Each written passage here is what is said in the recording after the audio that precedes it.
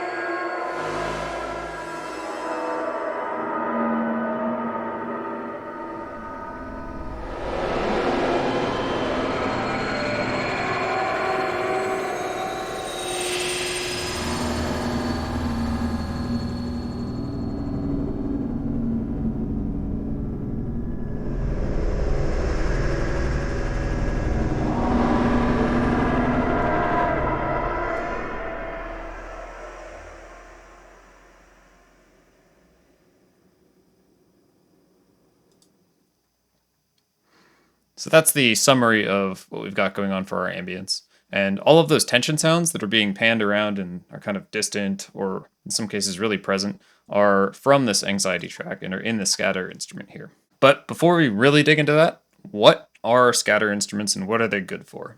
So in many ways, scatter instruments are like any other instrument, or maybe most closely aligned to like a multi-instrument. However, there are two things that are super unique to scatter instruments that nothing else in FMOD has, at least by default.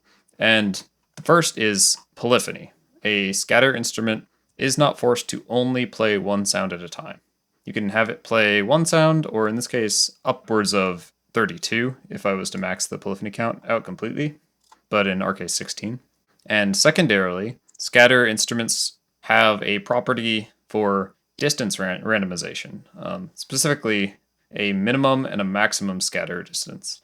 So if you lower this all the way to 0, the only thing that's making the scatter instrument functionally unique is the polyphony. But once you have the distance randomization in play, they start to get a little bit more niche and interesting. And the reason I say niche is because the scatter distance randomization behaves like 3D attenuation, even if your scatter instrument is a 2D event. So what this means is if I have a 2D event for my scatter instrument in my scene, the distance attenuation that I'm introducing is relative to the player camera, but not relative to the player location. It is in world space. So fundamentally, scatter instruments with distance attenuation are kind of 3D events relative to the player's position.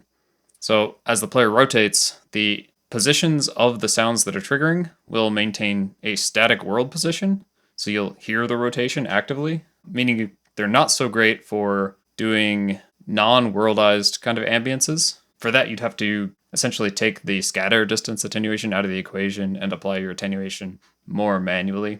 But they're really, really good for doing actual kind of worldized randomization. An example of this would be if you have a tree and you want it to periodically play bird sounds, or say you have a forest and you want it to periodically play bird sounds within a certain location in that forest, but kind of scattered randomly around, a single scatter instrument could handle probably all of the bird sounds for that little area that you needed. So back to polyphony. This is one of the big dangers of scatter instruments. If we go into the profiler and open this test in which I ran through one playthrough of the game, if we scroll down to our scatter instrument, it's this anxiety track here. And so we can see there's only one instance, but if I click on voices, we end up with upwards of a dozen voices on the single instrument. However, if we look at our CPU mixer, it's passing that data up to the ambience here. We're seeing about 1 to 2% usage, which, considering we're using 12 voices, is fairly reasonable. It's maybe a little bit bloated, but not significantly beyond reason. And if we look at our update, our CPU update, it's super negligible. It's like almost nothing. So this means that the real drawback and danger in using scatter instruments is pretty much purely just the voice count they generate. That being said, if you're careful with polyphony and careful with how many of them you're placing in your scenes, and possibly even lowering their priority pretty heavily if you need to, they're generally not too big of a threat. They just demand a bit more attention than most other instrument types. So with that, what else do we have on our scatter instrument? So you'll notice we have a volume randomization and a pitch randomization here. The pitch randomization works pretty much identically to random modulation for pitch. However, the volume randomization is purely subtractive. So in this case, we're only randomizing between 0 and negative 1.5 decibels on the volume randomization. And you'll also notice we have a spawn rate and a total spawn. The total spawns is essentially a gate to how many instances of sounds this scatter instrument will play before it stops trying to play more sounds. So if you have it set to infinite, it'll loop, and that's great for ambiances. If you wanted some sort of a more complex single emitter, you could set this to like 5 or something and have it pick from its playlist 5 different shuffled or random or sequential sounds to play. But in this case, we're using infinite because we're using it as part of an ambience. Additionally, we have this spawn rate here. So if the spawn rate is at 100%, that means it will follow its minimum and maximum spawn interval for how much time it'll allot before trying to play another sound. So in our case, between half a second and 1 second. However, if we're down at, say, 20%, it'll take 5 times that long before trying to play any sound from the instrument. So if you combine spawn rate with in trigger behavior, trigger chance and probability, you can get some pretty randomly generated behaviors. I ended up not opting to use probability in this case because I wanted to be a little more parametrically controlled and not quite as random. But if I had lowered this down to 25% and decreased my spawn interval, for instance, I could have the option of having 2 events trigger really close to each other and then potentially nothing triggering for quite a while, as opposed to my more or less controlled behavior here. And with that, that's pretty much everything that we have going on with scatter instruments. Again, I chose them in this case because I wanted to fill out my ambience with some pretty disorienting sounding acoustics, some like random one-shots and so forth. Often, it sounded like they were off in the distance or kind of randomly scattered around the room. I didn't mind the positional element because I was going for something that wasn't supposed to strictly be 2D. If I placed a sound in the world, I feel like it draws the player into thinking it is part of the world more easily, and that, to me, feels like something that would push the player to feel more on edge than if it was more of like a 2D ambience. To summarize scatter instruments, polyphony is the thing you need to be really careful about. They bloat your voice count really quickly, but they're super powerful for filling out a scene with a lot of customization and a lot of randomization pretty easily. Additionally, they have forced worldized distance attenuation as the scatter parameter. So if you're looking for using a scatter instrument effectively as a 2D instrument, you will have to handle your distance attenuation in other means. And because of that, there's probably less of an incentive to use specifically a scatter instrument.